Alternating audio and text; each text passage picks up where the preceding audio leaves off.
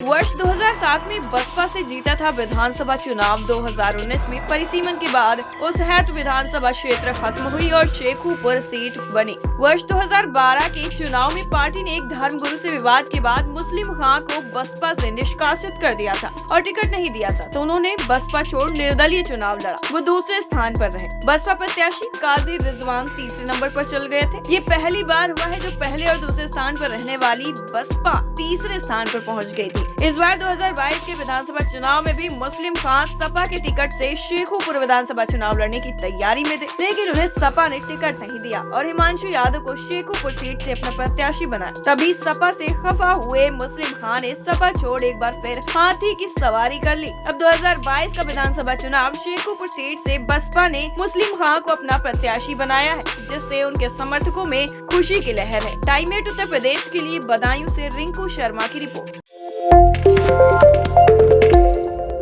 वर्ष 2007 में बसपा से जीता था विधानसभा चुनाव। 2019 में परिसीमन के बाद उसहैत विधानसभा क्षेत्र खत्म हुई और शेखुपुर सीट बनी। वर्ष 2012 के चुनाव में पार्टी ने एक धर्मगुरु से विवाद के बाद मुस्लिम खां को बसपा से निष्कासित कर दिया था और टिकट नहीं दिया था, तो उन्होंने बसपा छोड़ निर्दलीय चुनाव लड़ा। वो दूसरे स्थान पर रहे। बसपा प्रत्याशी काजी रिजवान तीसरे नंबर पर चल गए थे। ये पहली बार हुआ है जो पहले और दूसरे स्थान पर रहने वाली बसपा तीसरे स्थान पर पहुंच गई थी। इस बार 2022 के विधानसभा चुनाव में भी मुस्लिम खां सपा के टिकट से शेखुपुर विधानसभा चुनाव लड़ने की तैयारी में थे, लेकिन उन्हें सपा ने टिकट नहीं दिया और हिमांशु यादव को शेखुपुर सीट से अपना प्रत्याशी बनाया। तभी सपा से खफा हुए मुस्लिम खां ने सपा छोड़ एक बार फिर हाथी की सवारी कर ली। अब 2022 का विधानसभा चुनाव शेखुपुर सीट से बसपा ने मुस्लिम खां को अपना प्रत्याशी बनाया है, जिससे उनके समर्थकों में खुशी की लहर है। टाइम 8 उत्तर प्रदेश के लिए बदायूं से रिंकू शर्मा की रिपोर्ट।